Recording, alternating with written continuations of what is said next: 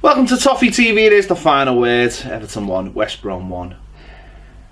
Maybe the worst. Is it the worst performance of the season, or are we just projecting? It's been a lot. It's hard to. What I'd say was it's as equally as bad as any other performance we put in this season. Is it worse? I don't think it was worse. I just think it might have been one of the most disappointing results of the season. I think, to be honest, mate, it was crap. That's the way. I know. I think that it's just because everyone envisaged that was going to be the game, that we got off this bad run and we started looking up, and I think the fact that we played so badly against a team who are very poor, I think I kind of look at it as they were the last team that we didn't lose to. Yeah. Before the weekend. Yeah. And like so that like bookended it really. Yeah. That was that horrible little period. Yeah. And now we're gonna somehow I like that and start again. I like that only way thinking. That's positive the thinking. only way I can think. I like that. The only way. Shit. No, I just think it was one of those games where, as I say, a lot of people turned up with high expectations because of the new signings, and to just see a team look so disjointed, I think that just set so many alarm bells off for so many people that we're back in that territory we were in after the Southampton game, where there's a genuine fear that we are not too good to go down. We are definitely not too good to go down. No. And you look around and you see other teams and they're changing managers and they're getting a kick up the arse. They're formulating their own little plans how to get out of it, and it feels like we had our plan, and for some reason we threw it away and we decided actually we don't need that plan anymore because we're all right. And I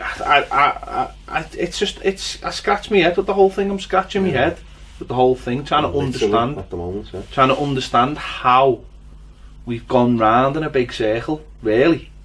I think when he come in, you got that bounce, didn't you? You know, the new manager bounce, which a lot of teams get. But ironically, he hasn't had in his other job. No. And we got on a good little run, you know, and I don't think anyone can say we were playing negative football, because I don't think we were up until the Chelsea game. I think, okay, we went up to Newcastle and didn't play great, but we still had 9 or 10 attempts and won the game, you know, and could have had more, really. Ashley Williams should have really made it 2-0. I know they hit the post twice and we got out of it a little bit, but we won that game and we came home to Swansea and we battered Swansea at home, even despite going a goal behind.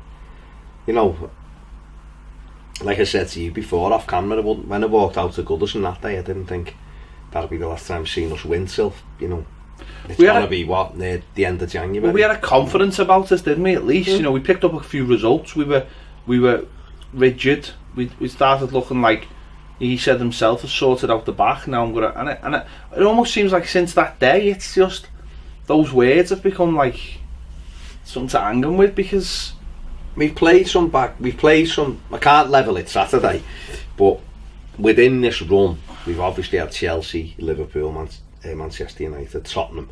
So they were always gonna. I mean, those fixtures, bar Liverpool, they were the kind of fixtures that knackered us early on in the season anyway. And it put a halt to our. I mean, our unbeaten run went with an 89th minute deflected goal at Bournemouth. Right. You know, which kind of then made it's compounded everything else, because now, whether we like it or not, if we'd have gone at Bournemouth and drew 1-1, we'd have an extra points on the thing, and who knows what would have then happened against United. You don't know, but we've gone into it. I think it's just the collective. I think even I was disappointed with our fans at the weekend, and I know there's many reasons for it and all that, but I think what we all have to do is realise that we're in it. We're not out of it. If we had 37 points, 38 points now, I could understand everyone being bored, because I was bored off my tits. I was not feeling great, got off the couch and went, it was freezing, and so I have to watch that. But I think when I think back to the West Ham game, the fans got there and they had no right to be singing the way we were that night because we were terrible, but they helped the players and the players responded with a great performance, and I think we need to maybe get that back for the Leicester game. I think because let's be honest, they need our help at the moment. They're that bad. They need our help. There is a real, I mean, I think we're in it now and we're back in it, and the only way we're going to get out of it is picking up a couple of positive results. 4 wins. I'd look at it now as 3 wins and 3 draws. I've literally been working out in my head all the connotations and just it's just burns your head out, and I'm like, we could still lose half of our games and still be alright and blah blah blah, and it's horrible. It's a horrible mindset to be in that we shouldn't have, because you talk about the West Brom and the Bournemouth game, we were talking that we'd go and get 4 points out of this, we'll be on 30 points turn of the year. We're still only on 28 points and we're coming to the end of January. And that's what can happen though, can't it? But like I said to you before, we sat here on the Monday after Southampton and we were shell-shocked. We were looking going, we are in dire straits here. You know, couldn't see. I remember saying to you, I could quite easily see us winning beating West Ham and Huddersfield. Yeah.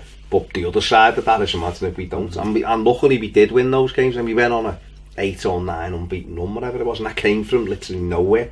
No one, you couldn't have said to me on that Monday when we come in here, we're going to now not lose for 8 or 9 games. We both looked at each other and gone, we got Liverpool and everyone in the Chelsea in that. You say it came from nowhere though, but it came from a point in Sam Allardyce. No, but it still comes. Do you think though, do you think that initial bounce may have put not only the team and the fans in a false sense of security, but maybe the manager and the coaching team to think that, because he came in and he went, I can't believe I haven't had to do anything, look at them, they're great, we've just organised them. And now 2 months on, you're looking at going, well, we've gone back to square one, and he's talking about confidence and saying the confidence levels are terrible and all that, but I would have thought that you just, if you're coaching people every day and you can see what the problems are, then you give people confidence by just doing the same things and saying it over and over and over. You do, but in a game situation, they've rolled from last minute defeat at Bournemouth into Manchester United, into losing a late FA Cup tie at Anfield, into getting absolutely destroyed at Tottenham. Very quickly your confidence can sap away, so you're back in the midst of that. Losing is the natural thing. When we went on that run, we beat West Ham with a clean sheet, you know, goalkeeper saves a penalty, Pickford with a great save. We beat Huddersfield with a clean sheet. We go up to Newcastle, clean sheet. We then went to Anfield and went to Liverpool, then we went to Newcastle. So we went to Anfield and only let one. We were all thinking, if we get out with 2-0, it's not that bad, because they were flying. We only let 1 goal in. We go to Newcastle, clean sheet. All of a sudden teams were like, these are actually hard to score against, and you had confidence in that back line. Now that's gone, and that slipped. And for me, that slipped because he's asked about with the team, particularly the centre backs and the back four. Now, if you want to get Michael Keane back, he's talking about Michael Keane, wants him back in the team, put him back in the team and leave him there, and just say you're playing with Ashley Williams or you're playing with Mason Holgate or whatever, but stop trying to change. He's put Williams and Holgate back in at the weekend. Holgate stunk the place out. You know, Adam, absolutely one of the worst games I've seen. Yeah, he was poor, very poor. Terrible. Rondon bullied them all day. What do you do? The temptation is to go, right, get him off the side, he was dreadful. Or do you go, no, because he's actually done alright over a period of time. I mean, other people will look back and pick holes in him and go, Harry Kane's second goal at Wembley, he just lets him run, he doesn't even bother going with him. Took a chance there, you know, that goal against United, I think Jesse Lingard went past him like he wasn't even there. So you could pick holes in him and go, right, get him out then and give him a rest. Now he's a young lad, he's played a lot of games, put Keane in. You know, Keane is supposedly the future, that's what he's bought for. You play him, he's not playing well, is he? So the problems are there for everybody to see, but I think personally that these problems started when he started messing with the team. I agree. I think the West Brom game away, he took all the momentum out of the team. by playing 5 at the back. Yeah. And I think maybe he thought, I'll go to West Brom, get a point, and I'll go to Bournemouth and beat them, and we'll be fine. But I think it took all the momentum out. Yeah. Because before that, we had a settled back 4, and if we did change the back 4, we swapped the pairings. It was Keane and Jags. Williams and Holgate went out. Now I know because of injuries that's been affected, and I'm sure he's had to because of people. But we bemoan that under Koeman, the changing the centre backs all the time. So that's been a problem. I think the Rooney thing's been a problem. I think swapping and changing Rooney's position. He came in the night he came in and he said, "Oh, well, we're going to leave after that performance. We'll leave him at centre midfield." Leave him at centre midfield against the teams like West Brom, where you're dying for that creativity. You know, who's the best player in the park for you on Saturday? Gareth Barry, right? So Gareth Barry's the best player in the park, right? Rooney could do that job for us. In fact, that's what Rooney's job should be. He should be the fetcher and the carrier. Yeah. He should take the ball off the back 4. A back 4 on Saturday that in possession were absolutely dire. Yeah. And every time they give the ball to Sneijderlin, he just fucking boots it away. So you want Rooney in that position to come back, take the ball, have someone next to him who's busy like Garner, like he did against West. He was against West Ham, playing in that position. He did it against Newcastle. Did the same thing, arriving in the box late, got the goal. You know, I know his position's been slightly altered, but why go away from that? Yes, against the tougher teams, you knuckle down, you play a more solid midfield.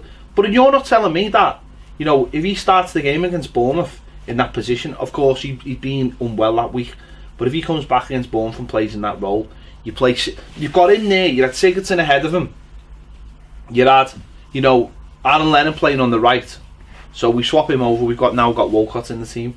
You know, they're the fundamentals of what at the beginning helped this team jump up the league. Well, what was weird about, I mean, I don't know why Garner didn't play. I don't know whether he's still feeling the effects of an injury, or he just felt he didn't perform at Wembley against Spurs last week and he wanted to change that.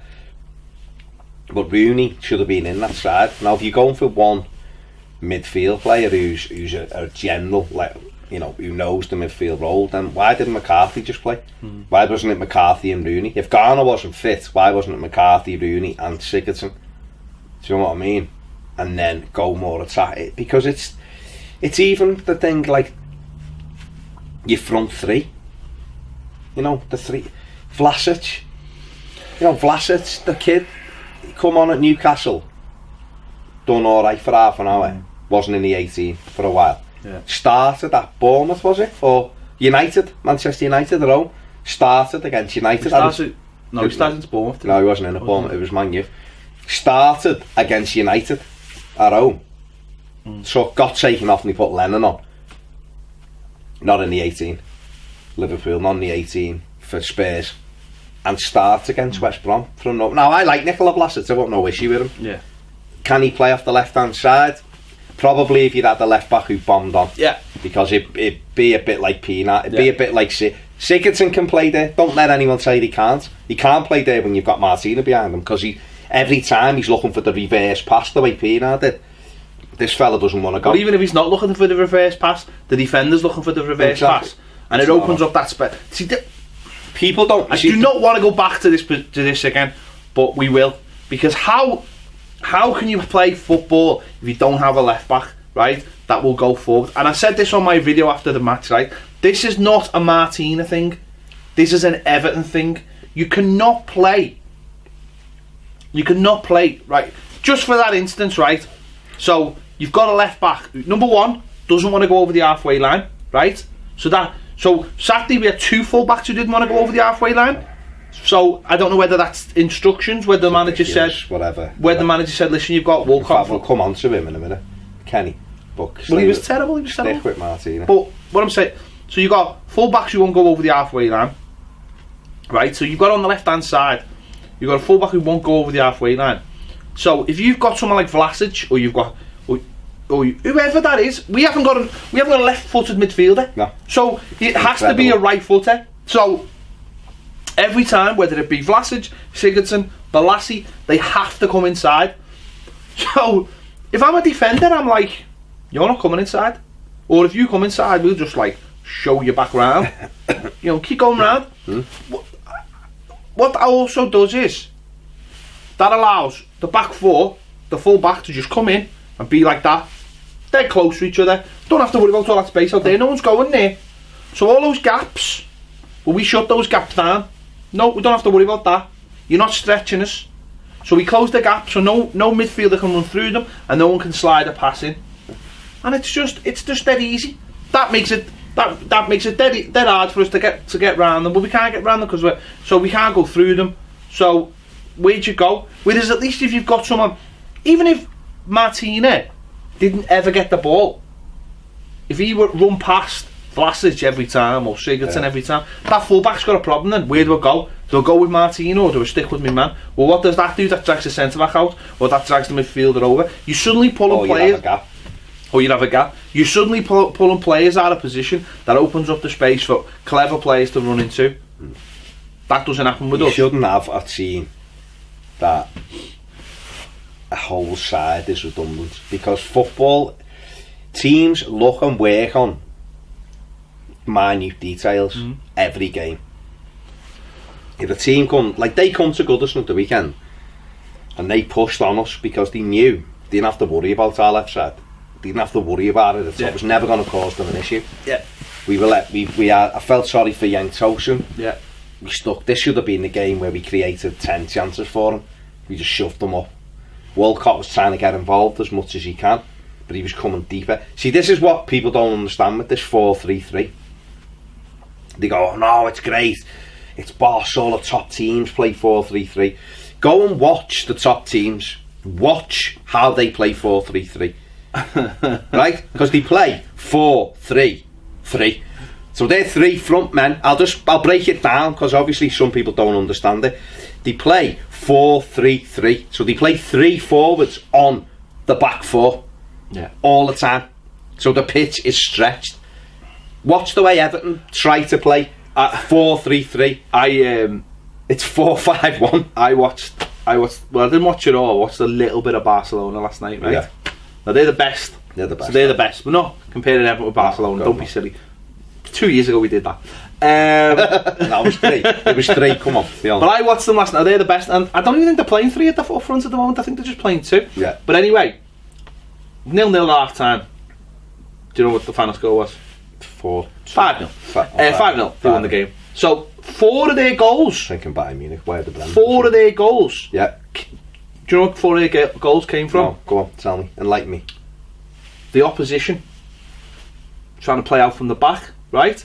The high press. Yeah. 4 of the 5 goals came from Barcelona's high press, winning the ball in the half of the opposition's half, nicking it, giving it to Messi or getting it wide into the box, bang, goal. Every goal. That's how you play. That's how you play 4-3-3. Your 3 midfielders have to be pressed so high up that they're winning the ball back. So your 3 up front are getting the ball, bang. But that's how Liverpool do it. That's how Liverpool do it as well. Watch Liverpool tonight. Watch the way Man City play. Their 3 are on your back 4 virtually all the time. Watch Everton on Saturday. If that's what it was, if it was 4-3-3 allegedly, or 4-2-3-1, how people like to say it, then that's bollocks, because it isn't. It's 4-5-1, and it always is. No matter what. Martinez, Koeman, Unzi play 4-4-2, and Allardyce. Tosin was on his own. He was 40 yards ahead of the play with a fella who was about 8 foot taller than him. The 3 of them, the back, they were massive. They were just massive. Walcott's it was standing almost on Kenny's toes. Blassie came on in the second half, just held Martina's hand. Now what you say is, if that's how you want to play, say to Walcott, go and play on there, go and play on Kieran Gibbs, go and stand and push Kieran Gibbs so he's in a line with their centre backs. Vlasic, go and push Dawson, who's a centre back, in line with it. If he leaves you, go and stand in line with the centre half. They're not going to leave you for long, because they're going to go, oh, fucking I've got to come back. We don't. We allowed them to push us back up the pitch. So when we get the ball to Tosin, and he showed some lovely touches at times, pulled it down, was looking for runners, our midfield is still 30 yards behind. Oh, the amount of times, Baz, the amount of times that they had the ball in their back four, and our team, Tosham was on his own, and the nearest player to him was James McCarthy. James McCarthy was playing in this, like, for the first half, was playing like this advanced role, almost in line with Sigurdsson, and then the other fella behind him, and it was ridiculous. It was just like, but they were Sigurdsson and McCarthy were at least 20 yards behind Tosham, and they've got the ball. And what are you saying to the? You're saying to the opposition, come out, just come out, just pass it around, just come out, just pass it around them. If you're 10 yards further up the pitch, dun. And this is a problem we've had for 2 years.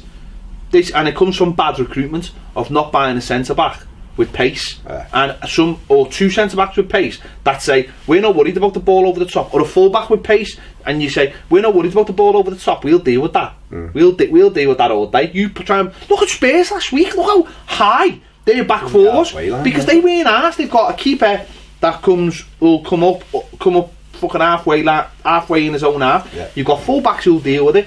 You've got, when they play three centre backs, they're like, nah, we'll sort that out. That's not an issue. That's so much confidence. Our team is just, we're living in our own half, and yet we're playing three up front. Nah, sorry, it doesn't work.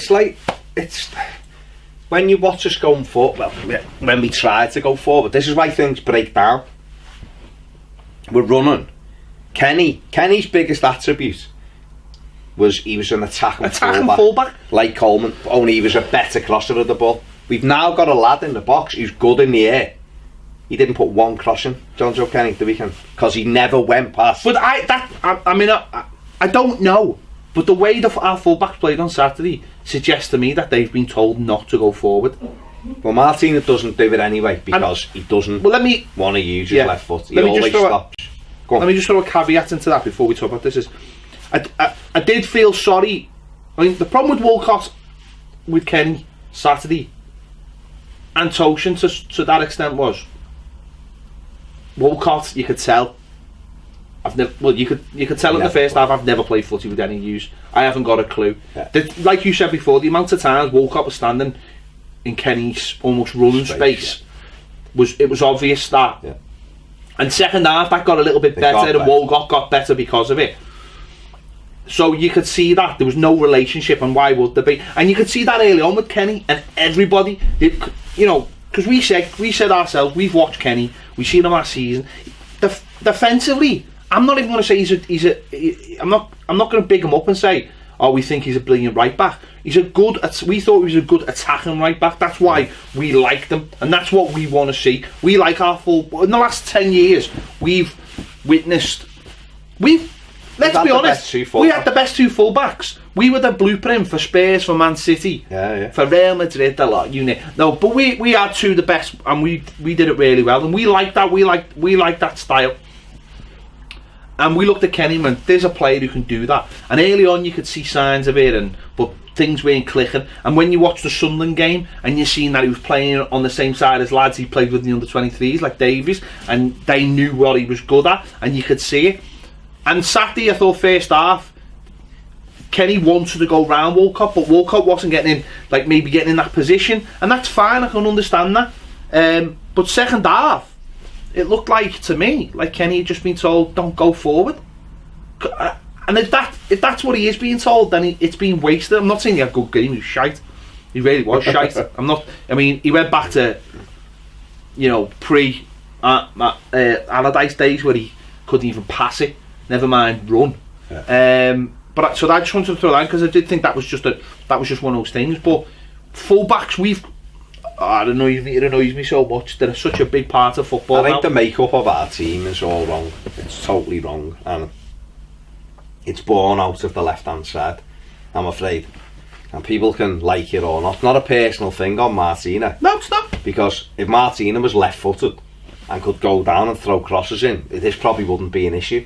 But you're asking somebody to do a job that's alien to them. He threw one cross in the left half, left the second half with his left foot. Wasn't actually a bad cross. The only time he done it, and he done it because he had to do it, because there was nowhere for him to go when he was running out of space. But if he'd done that from the first whistle and just tried to stand it up with his left foot, I wouldn't have a go at him. I'd just go, you know what? But we have been treated to have him, for me, the best left back in Europe at one time, with that attacking left back, the left foot.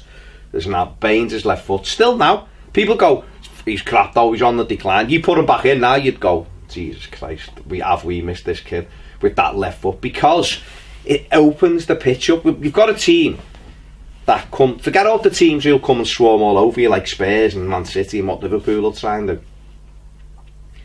But when you're playing a team that has come to sit and to try and hit you on, and to be fair to West Brom, they played really well and they had 2 men up front, so got to take my hat off to them for coming and having a real good go. Whoa, hang on. Can't play 2 up front? Well, yeah, apparently you can't, some people.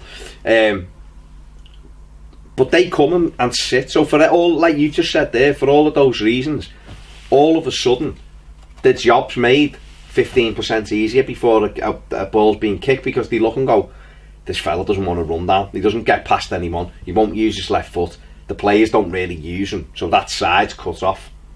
So you just worry about Vlasic if you have to, but your right midfield, right side midfield can worry about him. Matty Phillips worried about him, he's physically stronger than him anyway. So they're all massive. Like he'd been on the fucking... Well, he looked like he'd fucking the arse, like Nicki Minaj arse, Matty Phillips. But they had that little bit of strength. So once the strength thing's matched up, if you haven't got someone who's running down who can use the left foot, that's out the window. So all of a sudden the pitch is turned, so the pitch is cut off, like a big triangle, big cheese wedge of that pitch is gone. And so they were so compact then. And then we had Walcott on top of Kenny, toast and isolated. And then we had a fella running in sinking sand in the middle of the park for us on the ball. Everything's like Mr. Slow, touch is terrible, turns like the fucking Titanic, tries to pass, and it just goes there. And McCarthy, James McCarthy, great at running and pressing, and the day ended horrifically for him and all of that. But I can't still dress up the fact that he only wants to pass the ball sideways. And this is the thing, you see, Schneiderlin, and I know we'll come on to him in a minute, but he was better last year because he had Ross Barkley to take the ball off him. Whether people like that or not, Ross Barkley was an integral part of our team. Got the ball, turned and took it, and he took it 40 yards up front, and people made runs, or people stood still, like McCarthy. But people run, and Ron would get a goal, or Ross would have it, or whatever, but he'd take us up the pitch, and a lot of the time he'd lose, but he grabbed us up the pitch. So all Schneiderlin had to do was win it and go, yeah. And then occasionally that diagonal, and the diagonal used to come off because Baines used to run down, so he'd be able to switch it either way. But at the moment he can't switch it left because there's no left, so everything's right, and Kenny wasn't running. So all of a sudden this lad you've got in the midfield who only won half of his tackles, which is pathetic for a defensive midfield play. McCarthy won 100% of his, he won 50% of his passing range was 52% or 60%, whatever, 60% when you're rolling a ball 3 yards is horrendous. So that slowness in the middle of that park can't get you up the pitch, and you can't pop it off and get it back and knock it in and because everything's sideways.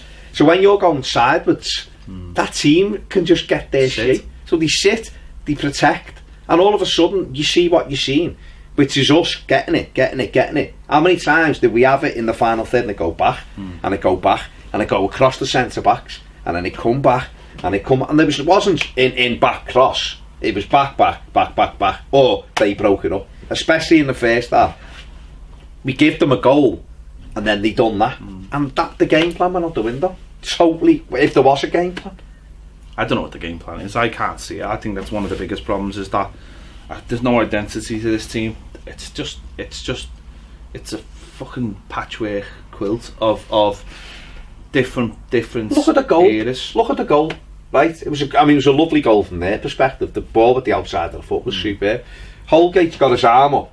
Instead of looking where Jay Rodriguez is, as a centre-back, he's your man. It's dead easy for them two on Saturday. Rondon was playing and Rodriguez was playing. So me and you were centre-backs, you pick one, I'll pick the other. I don't need to worry about, because if you let your man go, that's you. This is my man here. And Holgate's like that. And the next minute he goes, shit, kind of get caught out, his arm's up, and the lad's in. Martina runs. What's Martina? He runs and then puts the brakes on. And I'm not saying he could have got there, because he's, for me, a more experienced fullback would have come round and swept anyway. But I'm not blaming him. I kind of blame it's Holgate, and then I think Jordan Pickford, because Rodriguez's touch is poor and it's out of his feet. And I think if Pickford goes, he's on top of him. He thinks it over him. You'd go, it's a good goal. to be fair. I mean, Rodriguez, I think Pickford gets a hand. It's like a bobbly finish, isn't it, in the end? But the goal was so basic, and we'd had the warning a couple of minutes before. But the gap between Holgate and Martinez is too big there. Yeah. For a fullback who doesn't go forward. Yeah. You know, it's inexperience on inexperience. But that to me is worrying though, because that's basic defending, and the manager's been in for like 2 months. Yeah. They're things that should have been sorted out. You know, you've got 2 holding midfielders, yet the lad's been able to knock No, but that's the bigger thing for me. The lad's been able to knock a ball with the outside of his foot. Chuck it down. I mean, Rondon does brilliantly, pulls it down on his chest, flicks it over people's heads. Williams comes out to try him because he's marking him, obviously, and he squeezes it past him. But the pass is beautiful, but why is he on his own? Yeah. When we've got midfield, why is he just can go, oh, you know what? That's a great ball, and it was a finish, you know, by Rodriguez, and you're like, that was the last thing we needed, was to go them behind. Scoring early. And you look and go, and I looked at the reactions of the players, and it was like, there's nothing. Like 7 minutes, it was like, thought I was behind now. But there was no response to going behind. Do you know what I mean? It wasn't like, alright, lad, because you can listen. Players will make mistakes. Top teams make mistakes. You'll concede goals that you look back and go, you know, Sam Allardyce and Sammy Lee, and they might have worked on that line all week, and then Holgate's just gone to sleep for a sec. You can't blame them for that, but it's how you respond for me. And we responded by, it was what, 39 minutes before we had the shot. Minutes. John Joe Kenny. And he only hit that because no one gave him any frigging options. I mean, Walcott had put a superb ball in, and Tosin should have really gambled. He told him, you know, get in. It was a great ball, bent right across. But other than that, the shot by Kenny, we had nothing. And this is a team who was second to bottom at the start of play. You 39 minutes before you have. I mean, one of the big, I'd say, problems was the fact that it was Walcott's first game and Tosin's. Yeah, of course. Because I thought at times Tosin was coming too far over, and actually, where you're saying about Walcott taking Kenny's space, then Tosin was taking Walcott's space, and that relationship will come. And in the second half, you've got Balassi, Walcott, and Tosin. So that's a whole sort of new front three in times. And I think that didn't help. But you know, the first shot on target, and just listening to the crowd's reaction, the ironic cheers and stuff. It's just good, is it? It's you're playing West Brom and you're not showing any attacking intent, and that's. Who do you blame? Do you blame the man? A lot of people blame. I've got to put some blame on the manager. You've got to, Baz. He's been here for 2 months and he's setting out teams like that. Sat here every week going, Sam, I don't mind this. I don't mind grinding out results. Yeah. I don't mind us being hard to break down, because that's what'll happen. For me, when it started, it was we're not going to concede, and hopefully, fingers crossed, the creativity we've got on the side is going to nick us wins, or a point here and there. And it worked, and he's just thrown it all out the window. That to me is the problem. I've got no problem with negativity, or playing negative, or doing this or doing that, but stick to your guns. Stop messing around with your back four. Play Rooney in the midfield. That's my problem. My problem is that what was successful in the first few weeks has now been binned, and it's like everyone's scratching their head going, oh, what's happened? It's like, that's what's happened. You fucked about with because you thought it was all going to be alright, and that to me is the big problem. Go back to that. Go back to being cunts. Go back to being, we're not going to concede goals first and foremost. He said it last week, oh, we're going to be more boring, and there was a meltdown. But that's because of it. But if you go to Tottenham, right, and you're playing them, do that. Yeah. Be cunts. Yeah, do what you did at Anfield. Yeah. Stay in the game. And try and nick something. That's what we did at Newcastle. Stay in the game. And then when you go and play West Brom, this was my big problem on Boxing Day. Why the fuck would you go to West Brom and set up with 5 at the back? You're playing against the team. But what are you saying? Be negative against the bigger sides, the top sides. Yes. All right. Well, So you're playing them at home. Right? Where you're desperate for 3 points, and you set up with 2 cold midfielders. One of them who's absolutely garbage and has been garbage all year. Be positive. Start with Rooney. Yeah. Be on the front foot. Well, Rooney was in the team I picked before before and the starting 11. Rooney was in the midfield. If you start the game with Rooney, right, and he doesn't have a good game, but at least you're being positive there. At least you're being positive. See, the thing with Wayne Rooney is the people who criticise him are generally the people who don't like him, and that's fine. You know, you don't have to like him with it, but you cannot deny he's one of our better players. Or if you're not going to play Wayne Rooney, you're going to play Sneijder and McCarthy or Sneijder and Garner or whatever. Your full-backs have got to be going forward. They're not going to, are they? But you've got to say to them, you listen. You start. You say, you start Luke Garbutt, and you say, right, whatever, get in the final third and put some crosses over, because that's what you're good at doing. We know you've got a wonderful left foot. If he's not a good left back, then you've got to start saying to McCarthy or whoever. You start with McCarthy and Garner, and you say, you two are looking after the full-back positions when they go forward. That for me is what you've got to start doing. But that's what I'm saying about the makeup of the team. Yeah. The makeup of the team is all wrong, and that's the problem, is that people will go on about, you know, it's not Martina's fault, or it's not Schneiderlin's fault, or it's not this fault, or whatever, and that's fine. Everyone's got their opinion, but there's ways to get the best. I still believe there's a lot of good footballers in Everton's squad. I do. People will go, the squad's shite, and I'll call the players, but I'm calling them for their attitude or their mentality, not for their ability. There's a lot of good players in that Everton squad. There is. Yeah. They're good footballers. A lot of clubs would take a lot of our players. They would. Maybe not the top 6, but I bet you that most of the rest would, because there's some good, really good footballers in there. But it doesn't matter how good you are if you can't perform as a team.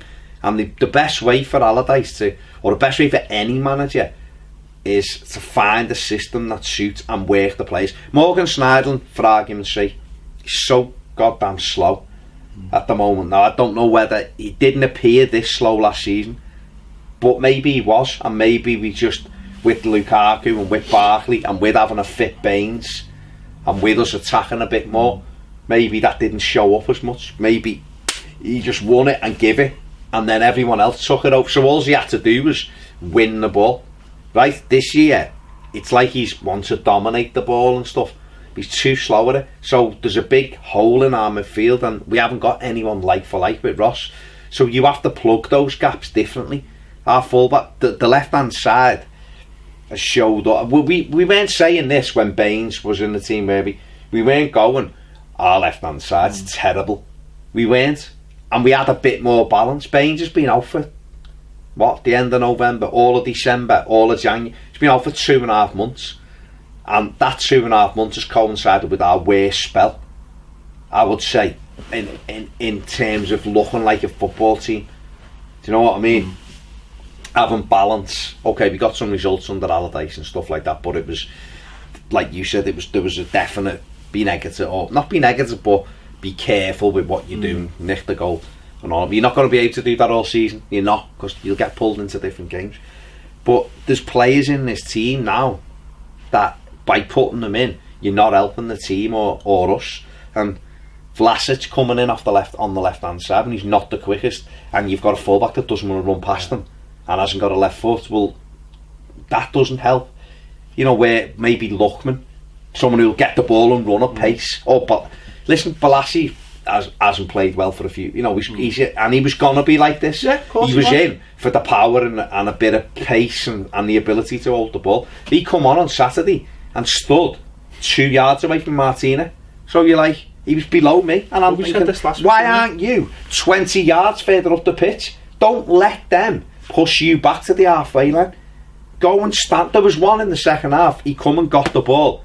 Was doing stupid foot step overs. Their fullbacks 30 yards down the line on the edge of their box trying to play a line, and he's doing tricks on the halfway line. You're like, fucking run that way. That's another problem with Martina. You have to physically come and take the ball off his feet. Yeah. Because he can't pass down the line. And then all you're doing, you're cutting down spaces. I mean, I just think what Allardyce has got to do is, if you're the way we play as a team, your defenders should be in an arc when you start. That should be your starting point, right? So your 2 centre backs level and your 2 full backs should be 15 or 10 yards further up. So you're arced. And the way Everton play, you hold midfield player should then drop in, so you're almost a 3, you're a triangle of 3, and that enables your fullbacks to go on. But what we're doing at the moment is we're like this, we're in a flat line. Then we've got a midfielder almost on top of the defenders as well, and then our next midfielder's almost on top of him, and then our wingers are here. So if you look, I was watching Saturday in the first half, 10 of our players were in line with the halfway line, including the goalie, and then we had a centre forward. So what do you want him to do? Yeah, exactly. The whole pitch is squashed, and you're like, he's not a sprinter, Tosh, and you can tell that. He's not saying he's slow. He's not slow, but he's not going to be able to spin in, and he's clean. He's not Walcott for sprinting. So we've got to come up with a way of playing that engages the whole team. No manager has been able to do it this season, and that to me is the bigger worry than anything else. Yeah. Isn't it? It is crap. There's just so many problems, but you know the manager's paid a hefty sum to come up with a solution, and for me he had that solution and he just threw it out the window, and I can't sort of fathom why. It baffles me. It baffles me why. It felt like to me that when he came in, the players were quite happy with things being simplified for them. Yeah. And just doing their own jobs, and suddenly that's been, as I say, that just feels like it's been thrown out the window. I don't know why, but you know, obviously, you know, we were 1-0 down, and obviously the injury to James McCarthy, which is just, you know, again another horrific injury to add to the list that we've had in the last 2 or 3 years. I mean, first of all, you know, listen, the ball ends up at the feet of Rondon through our own fault again, and he's gone in there and he's made a saving tackle where he had no right to, and he's put his body on the line, and he's paid the ultimate price as a footballer for doing so, and it was just symptomatic of the day, really. Us giving the ball away in a dangerous area, leading to, you know, that kind of injury, which was just horrible. If he plays the ball down the line like he should have done, then it averts the danger. He gives Schneidlin not a very good ball, to be fair. He was under pressure. He's too slow, he couldn't react, and they nick it and they're in, but he then doesn't give it up, McCarthy, and he makes an amazing challenge, and then obviously the rest is that. He could probably do that 99 times out of 100 and be alright, you know what I mean? Just get a kick on the leg and he gets up. And you knew it was serious straight away. I mean, he waving his arm and he doesn't do that, and Rondon, you know, and all that.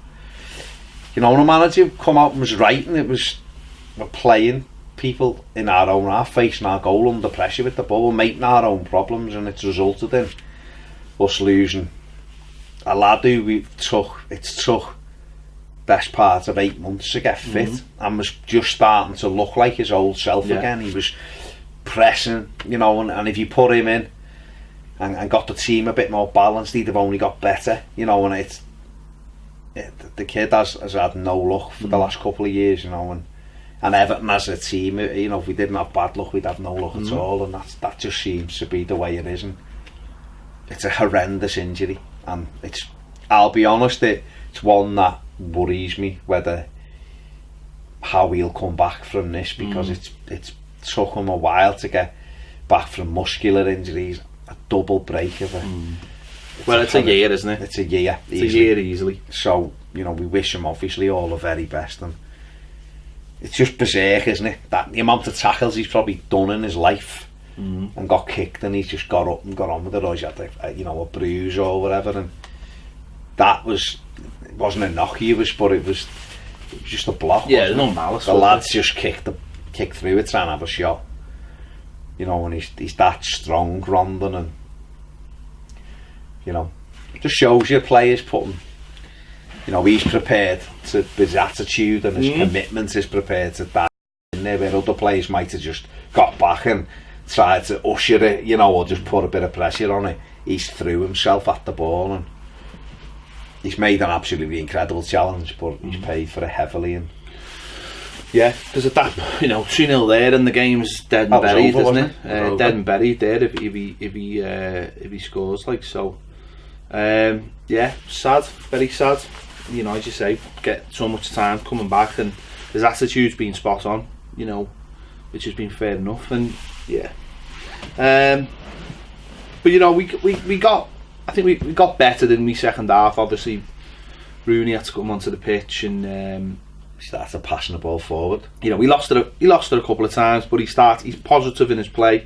And then obviously he made the sub, which obviously wasn't what fans wanted to see. Toshin going off, and obviously people wanted probably 2 up front at that point. But Niasse, you know, straight away, Bolasy's got the ball on the left. He's ironically come inside, give it to Rooney. Rooney's found Walcott with a great ball. It's a good header back, and Niasse's put it in the back of the net, and we're back in it. First touch, wasn't it? Yeah, it was first touch. Yeah, it was something like 55 seconds, wasn't it, after he came on? But that's what Niasse gives you, doesn't he? If you put the ball in front of him, he'll take his chance. Whereas this is where playing one up front just doesn't work for someone like Niasse, because what's the point? He's not that kind of player. He won't. He's not a back to goal player. He wants to be in the box. Comes alive when he's in the box. You know, for all his faults, that's where he plays his best football, and that's why we've got to start getting round teams. Toshin, you know, any centre forward that wants to be in the box, putting the ball in the back of the net. You look at someone like Sanzo. He's probably another one. You know, he probably goes foraging for the ball all over the place because he knows his point is being in the box. And Toshin was almost the same on Saturday. He wasn't in the box a lot of the time, because why would you be as a centre forward? We're boss at moving and striking. We are very good at it, but that's because of the system. We don't buy players to fit the system, the shitty system that we play. But when we put the ball in the box, you know, there's a result. And that, again, that's another thing. You know, if you're on the left hand side, you can't put the ball into the box because there's no direct route if you haven't got a left foot. It's baffling. But no, he's finished it well. But that was sort of it, wasn't it? Apart from we had the Walcott shot, which was a good volley, but it was a good height for the keeper. But apart from that, we haven't really tested them, and that's poor. You know, last 15 minutes of a game at home, last 20 minutes of a game at home against a team like West Brom, and we haven't really. Well, we were the ones looking. They were the team looking more likely to win it than we were. They had a couple of really good chances. Rondon hit the bar, obviously. Got an header that just went wide. You know, they looked like they were going to win it, and I wouldn't have been surprised if he'd won it. And again, that's the real negative of it. Yeah, I mean, for the Niasse thing, for all of those people who were clamouring for him to be sold, it's just bizarre to me. You do not sell. I mean, Sam Allardyce come on and said he wouldn't sell him anyway now, but you don't sell someone who's got that knack of scoring goals. Niasse, to me, seems happy being part of the squad. If you've got someone who's happy to be part of the squad, be on the bench and come on with 20 minutes to go and run around and get you a goal, why would you give that away? For what reason would you give that away? It baffles me. Centre forwards are there to put the ball in the back of the net. That is the reason. That's why you pay a lot of money for strikers. That's why we got money for Lukaku. For all of his faults, he can put the ball in the net 20 times a season for you. So it costs you £100 million. That's why players will go for Neymar. Will go for 200 million because he can score a lot of goals. Because it's at the end of the day, goals win your games, and he's very, very important. I'd be keeping him. Said this before. Even if we went and bought another striker for 25, 30, 40, 50 million, Niasse would be one of my 3 or 4 centre forwards at the club, because he's not been a minute, as far as I'm aware, and the things I get told, he hasn't caused anyone any trouble. He works hard in training, he's always smiling, and when he comes on the pitch he sets the tone. And for all his faults, he's a centre forward, right, who's got no finesse really, but what's the point of looking great, having a great first touch and winning headers if you don't have people go on about Dominic Calvert-Lewin, right? And I think Dominic Calvert-Lewin's going to be a really good player, right? But I know who I'd rather have with a chance in the box. Him or Niasse. It'd be Niasse every single time, because I back Niasse to score. Dom, I'm not sure he'll ever score a lot of goals. Great at winning headers, great at, he'll work, long striker, putting the Everton, fantastic Calvert-Lewin. And in 2 years he might, if he adds that to the game, then he's going to be some striker. If he starts learning how to score goals, God, he's going to be some centre forward, Dom. No question about it. But at this moment in time, I'd rather have Niasse because he will get on the end of things. I mean, it'd be interesting to see two centre forwards with Niasse being him and Tosun, say. With why can't we develop a way of playing where we play like 4-4-2, right? But we've still got 5 defenders, especially with the makeup of our midfield, because we've got no. I know he'll play Balassi over there in some games, but because we haven't got a left footer, you have to have someone like Sigurdsson who has to come inside. So that automatically makes your midfield more combative. So that would allow that. And I just think if you played, they could get away with it because they've got a Rondon. I think that's our big problem. If we had someone like Rondon who could hold the ball up as well as he did, but I think Tosun can hold the ball up. Yeah, but I think if you got someone by him, so he's able to get hold of it, pull it down. He's got a little link to lay it up, pop it up. I just don't think. I know people talk about you get overrun in midfield if you haven't got 5 in there. Well, they didn't get overrun, did they? And we had 5 in there. So it depends the makeup of those midfield players. Now, okay, 4-4-2 wouldn't suit Wayne Rooney, but alright, 3-5-2 then. We haven't got wingers anyway. So why not play 3-5-2 and have Walcott on the shoulder with Tosun? But again, this is then your width comes from your fullbacks then. Do you know what I mean? The manager's got to figure out, hasn't he? I just think, and the other thing is, mate, I don't know about you, why does it always have to be the same system? Why is it just we're going to play 4-2-3-1, that's all Everton play? Why can't we go West Brom at home this week, come 4-4-2, come 2 up front, make them think, make them have to go, oh, these aren't playing what we've worked all week on the way. That to me is what a clever manager does. A clever manager looks and goes, right, we've got, like you said, we're going to Spurs, we're playing, we're going to give them the ball, and we'll play on the break, we'll stay in the game, we'll be negative, we'll break the game up, see what we can do, we might nick a point here. I know fans ideally want to see an Everton team go to Tottenham and attack them and do what we did to Arsenal at the Emirates under Martinez, right? And it might get there, it might take a different manager, it might get there in a few years, like Liverpool would. But at this moment in time, when we're struggling for an identity and struggling for a team where we can say we're happy with this team, why not mix it up? Why not say we've got Leicester at home? They're probably going to play 4-4-2 because that's generally what they play. We'll match it. We'll play 4-4-2 instead of just isolate. We'll make them go. I'm going to say we need to worry about these the other way. No, well, they'll only play Tosun and we'll isolate him and we'll push on and give that. I just want to see us play well. Do you know what? No, I do. I generally mean that. I mean, playing well? Having crosses and shots and just playing like having a level of control over the game. I just feel like every game we play, we won the possession on Saturday. That's not. Yeah, but that's not. I'm just saying. But we won games under. You win games under, and we have won games under Allardyce where we haven't won the possession. But like you've just said, you allow the opposition to have. Oh, I mean, look at Spurs last week. Spurs haven't been that good recently. I mean, since they beat Liverpool 4-1, the points difference between what they got and what Liverpool have got is just ridiculous. And you watch them against Southampton, and they look a bit tired and they look a bit jaded, and they don't seem to be full of ideas. Yet we go there and we just fucking come and attack us, lads. And it's just, you're helping them by making mistakes for them, whereas we need to cut out all the mistakes, get down to some kind of system that works for the players we've got. And maybe that's what he'll find out in the next 10 days. We'll have him 10 days to work with Walcott and Tosun, and who knows, in the 10 days you might start seeing Coleman might be back in training and giving a little bit more, and I'm not saying he'll be back for the Leicester game, but just sort of on the helping and you might get a bit more out of sort of Balassi, and in terms of playing on the left, and I don't know, Luke Garbett. You might look at Luke Garbett and go, defensively you're not very good, but we'll do something to help that so that we can get. I don't know. I just wanted to see us go back because that spell we had when he came in, you looked at it and went, and people could go, I didn't hear anyone say this is shit to watch, or anyone say, oh, this is negative. I just seen people going, we found a style that is better than the shit we were watching last week, where we're just giving up goals left, right and centre, and we were happy with that.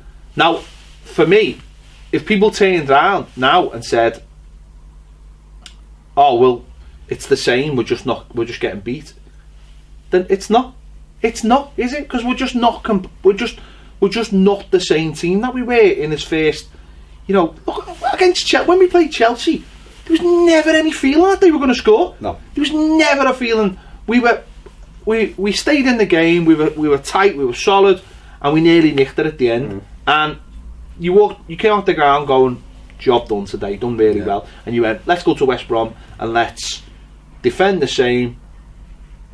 And we didn't need 5 at the back to hold Chelsea. That was the problem. That was the fucking annoying. I think West Brom took the momentum out of it, and obviously Bournemouth was a bit. We were unlucky at Bournemouth.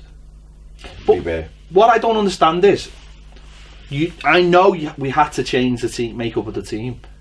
Injuries and suspensions and players getting fatigue and injuries and all the rest of it. But if you've had enough time for me now.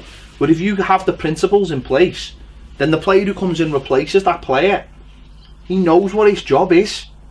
And okay, not every player is the same, and there's never make up the team's not always the same. But if you've got the fundamentals right, and if 8 or 9 players know what their job is, you might be able to get away with 1 or 2 who are like off that day. But to me, it just doesn't seem like that, and that's what worries me more than anything else. I'm just hoping that we can get a bit of luck and just get back to picking up some results, because that's all it would take to just get us going again. I think with the fixtures coming up, if we could beat Leicester, however we do it, you can go to Arsenal and be negative, can't you? There, and try to get a point and try to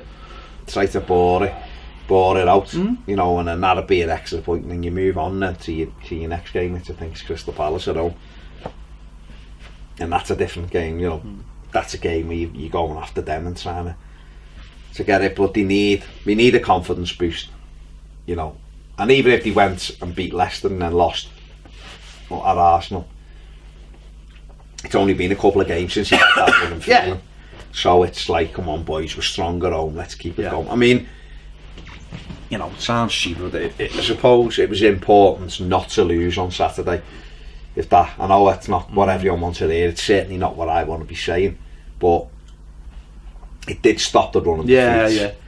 It also stopped there being 2 defeats on the run at home at Goodison in the league, which we haven't had for a while. So I suppose from that point of view, it was an important point, and it might be an important point come the end of the season for whatever reason, but performance wise it was horrendous. What did you think about Walcott obviously making his debut? We touched on it before, but he only had a day to get to sort of, he had train, apparently he only trained Friday, and he probably wouldn't have trained that hard Friday, so he's, it's going to take a little bit of time, isn't it, for him? Of course, it's things like knowing his runs and knowing where to go when he's got the ball, what's he going to do with it.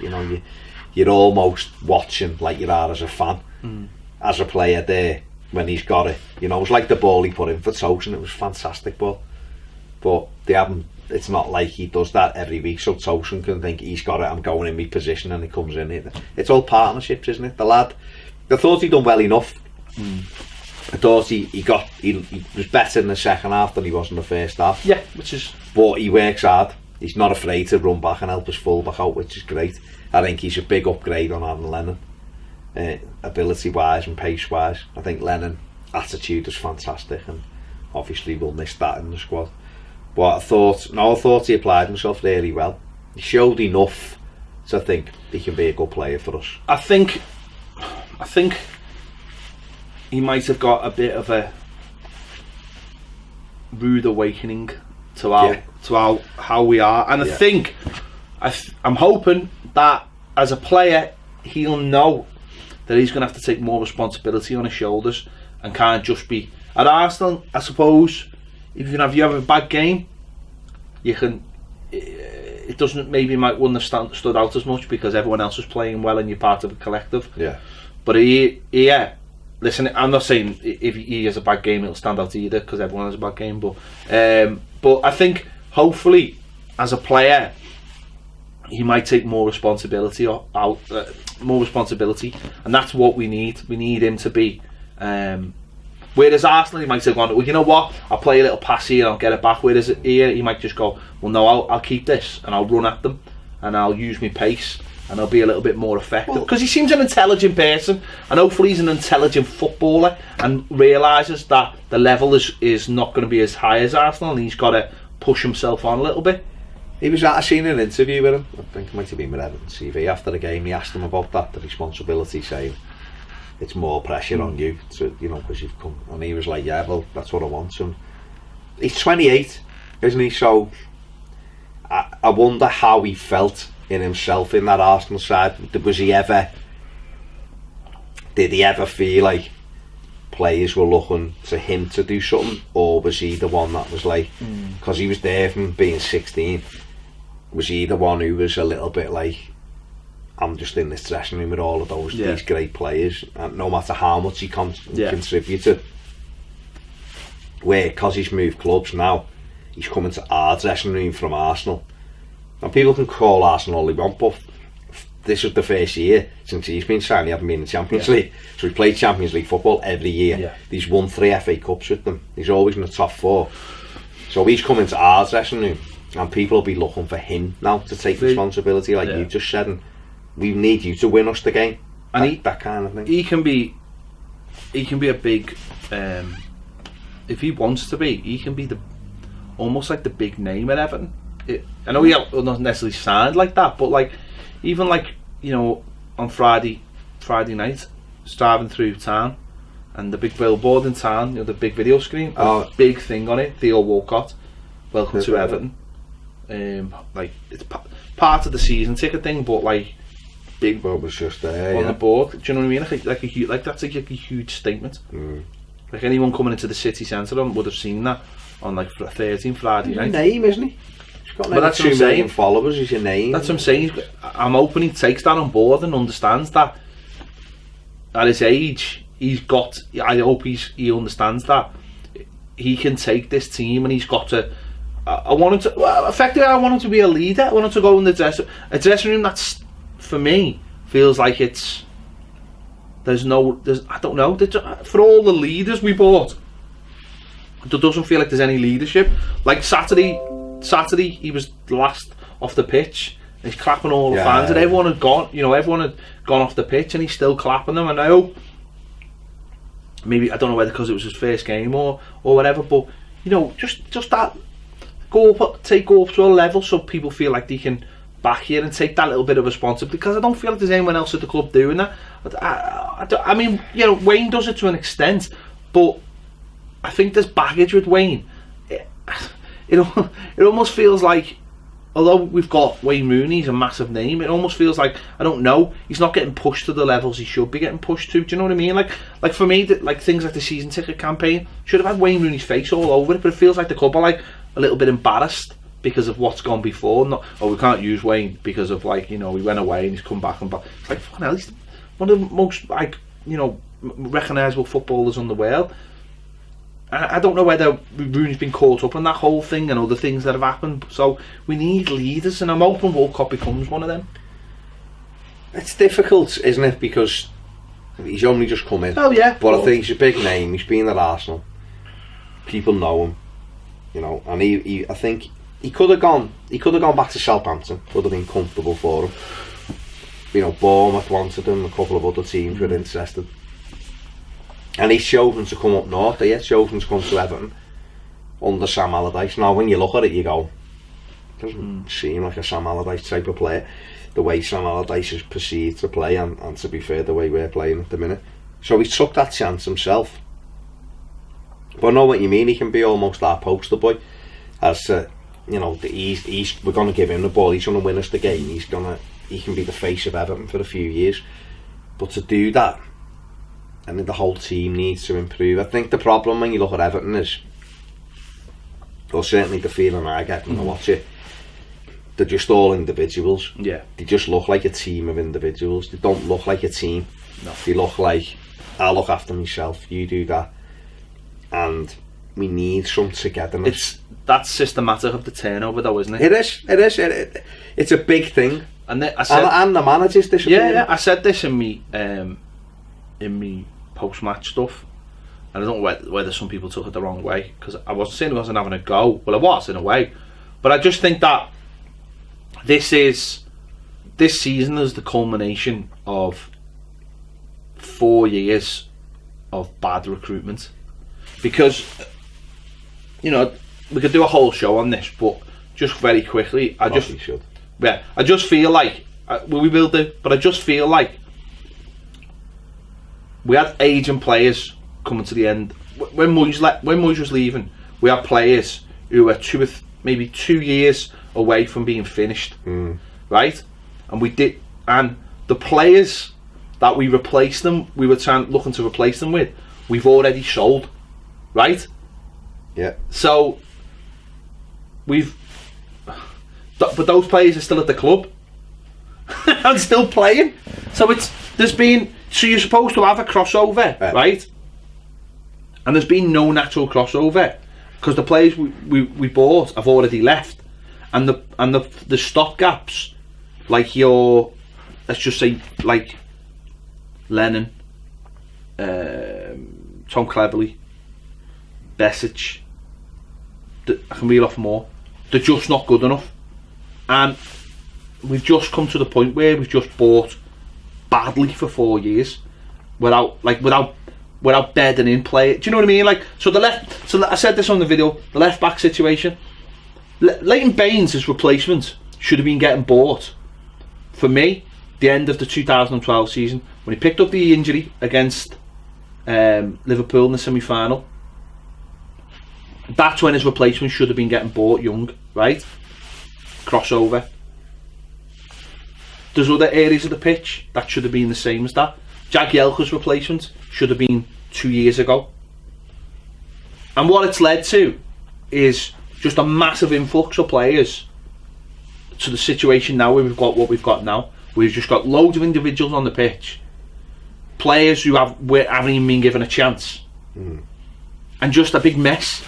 And now we're talking about selling players that haven't been at the club a year or haven't been at the club 2 years because they don't fit in. And it goes back to what we were talking about last week with Keith and Dave about having an idea of how we play.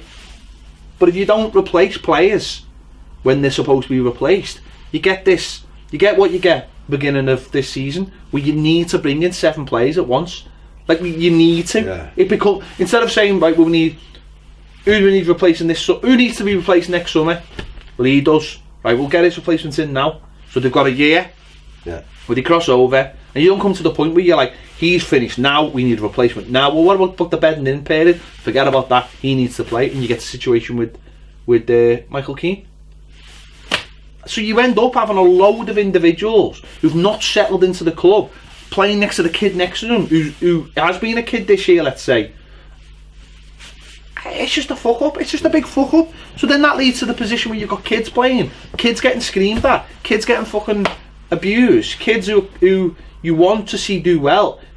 Look, at the weekend you had Dominic Calvert-Lewin and Tom Davies come out the squad, almost just because Dominic Calvert-Lewin, we used him like an amateur, flogged him. He needed some time away from the team. Probably the same with Tom Davies. They haven't had a breather. Kenny, ideally you'd have him in and you'd have him out.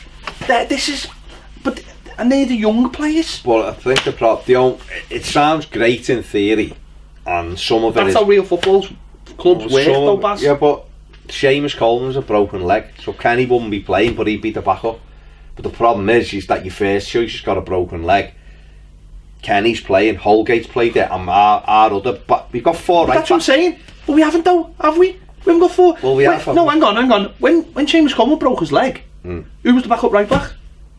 Holgate's not a right back though, is he? But that's where he's played. But that's the problem, that's what I'm saying, that's systematic. Okay, but then, alright, so he got Martina in.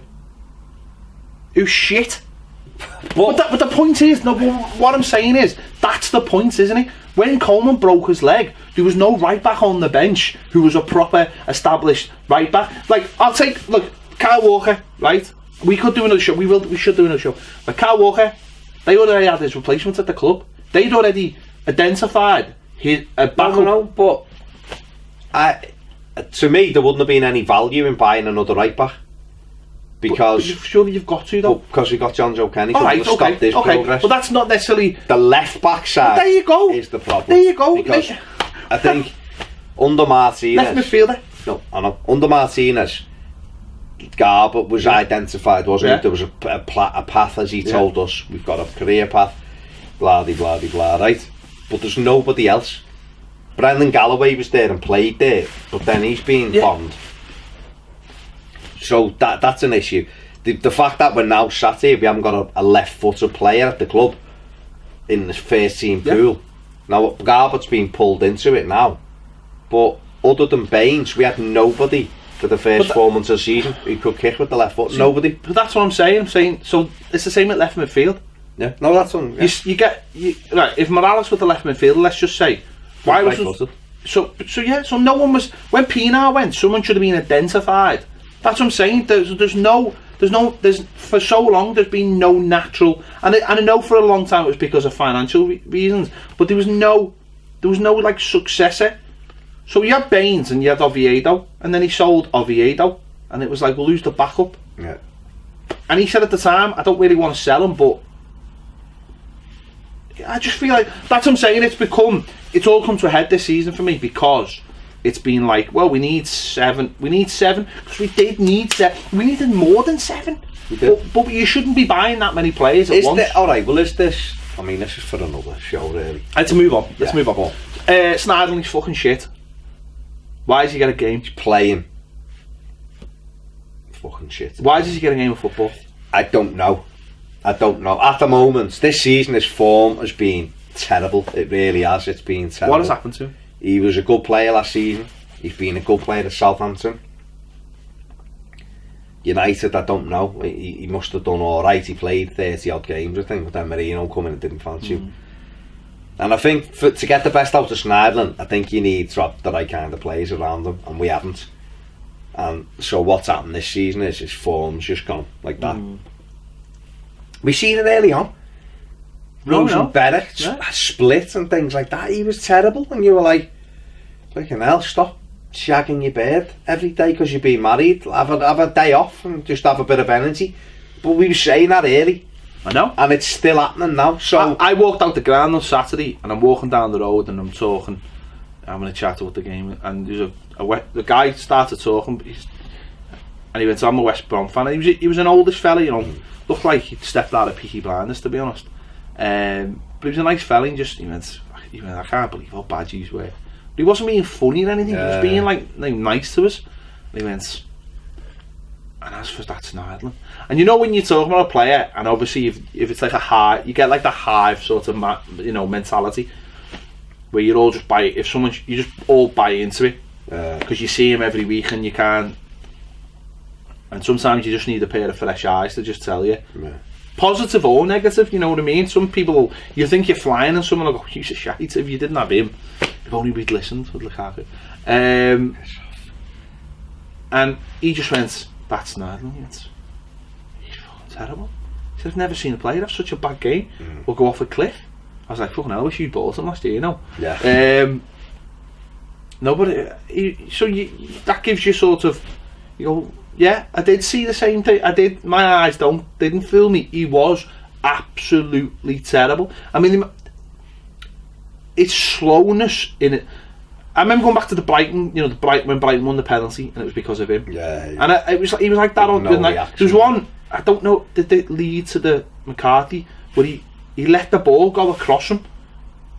Wasn't a good ball. No, it wasn't. But he let it go across him, as in to say, I'll get it on the other side and I'm away. We couldn't get to it. No. He'd let it go across him. Instead of just stopping it and putting his foot on it and maybe just knocking it back to the centre half. He got booked for that, didn't he? Because he done the lad, didn't he? But he's that slow. He's that slow and ponderous. That. Well, that's why. How's he in the team? Allardyce comments, can't play Rooney and Sigurdsson in the same team. But you can play in. But he can get it. And yet, them two have got more ability than he'll ever have. I honestly don't know. I understand if there's no one else to play him. Or if his form's good, play him. We only want to see players in form. But even last season, when he was playing well, we were saying you can't play two old. We were saying last year, even when we were winning games, you can't play Guy and Sterling together. You just can't do it. We need to be more. We need to be more up and at it. And it was maybe at the time it was more Garner suffering, but now it's him. And I just think for me, his attitude stinks. He doesn't look like he wants to be on the pitch. No. I said it after the Lyon game when he got himself sent off, which he did. Then he had the thing with Morales. Morales was bombed out the club, rightly so. Well, why isn't he being bombed out the club? They'll have someone to take him, won't you? Well, you can still bomb him, can't you? You can still... On big money. No, but I'm just saying... Football decision, isn't it? I know, but I'm just saying... I personally, I'd sell him tomorrow. I can understand exactly why he wants Nzonzi. He wants a powerhouse in midfield who can run, whereas Sneijder can't. He's a big lad. On Saturday, Gareth Barry looked like he was a sprinter against our midfield. The amount of times he'd have we'd have the ball and Sneijder knock it ahead of him. I think he's away from him now. Barry would just step in front and take it. And I was thinking, hang on, that's not the Gareth Barry that we said, his legs have gone now. But it was, and that just shows you how slow we are in midfield. Yeah. And I just don't think...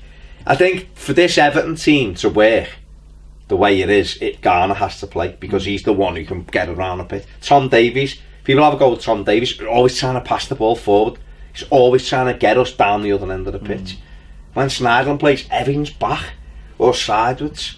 It's just maybe not for when Tom started games this season, but every time he's come on, that's what he gives you. You suddenly start going forward because he wants to pass forward. When he started games, he's trying to pass the ball forward. He mightn't play well, don't get me wrong, he mightn't be having a good time.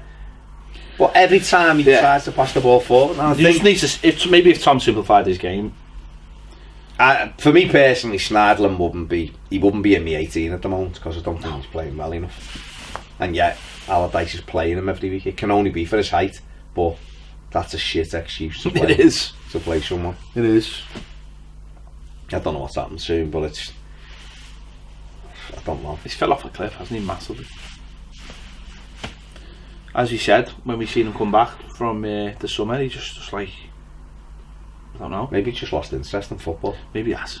I can see why. Yeah. Dear Avi, hasn't been a positive experience, this. But like the match. We just hope that in 9 days' time we get a performance out of them, hopefully. Not confident though, is it? Shit. Might have a left. Imagine we had a left back. Let's sell a couple of players first before we get a left back. Yeah. Oh well. Anyway, it is open. Let us know your thoughts in the comments. Sorry for the experience. Yeah. If you haven't already subscribed, please do. It's not always this depression. No. Yeah, you say that. It's not. My player ratings was amazing. I liked your player. It was amazing. I looked at the Evans. No, they weren't. Mad. Who got a 7 apart from maybe Pickford? Pickford got a 7. Walcott got a 7. No, he wasn't a 7. The rest was 6s. No, Walcott was a 6. He wasn't a 7. Martina got a 4, I think, but the rest was 6. Sneijder got a 1 in mine. 6 in the Echo. Ran the game or something. He got a 1, and he only got a 1 for finding the pitch. For managing to dress himself. I thought that was the best line. Yeah, there you have it. As I said, if you haven't already subscribed, please do. Just gone over 22,000, which is nice. Thank you very much. Click the bell for alerts, and if you want more videos, like so many people have in the last week or so, join us on Patreon. We're a little bit. The worse we do, the better. The more people. Don't say that. Don't say that. I want we're just a bit happy. we're a bit more candid, aren't we? Yeah. On And last week's show on Patreon with Dave and Keith was very, very candid, very open and honest. Because we pretend like, well, we just. Oh, it was good. There was a lot of things that needed saying, wasn't it? And we said them. And it was said. So There you have it. Thanks for watching. I'll see you later.